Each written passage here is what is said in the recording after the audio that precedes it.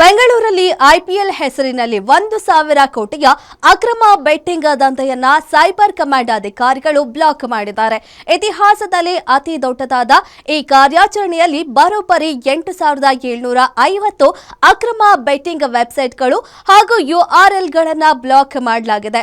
Block chain ತಂತ್ರಜ್ಞಾನದ ಮೂಲಕ ಪ್ರತಿದಿನ 200 ಕೋಟಿಗೂ ಅಧಿಕ ಜೂಜಾಟ ನಡೆಸುತ್ತಿದ್ದ 1x ಸೇರಿದಂತೆ ನಕಲಿ ಆಪ್ಗಳಿಗೆ ಖಾಕಿ ಪಡೆ ಬೀಗ ಜಡಿದಿದೆ.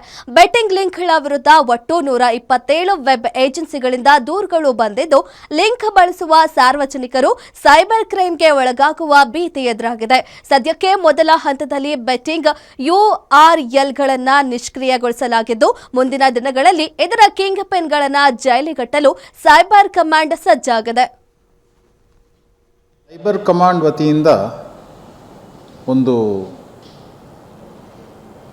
ದೊಡ್ಡ ಕಾರ್ಯಾಚರಣೆ ಆಗಿದೆ.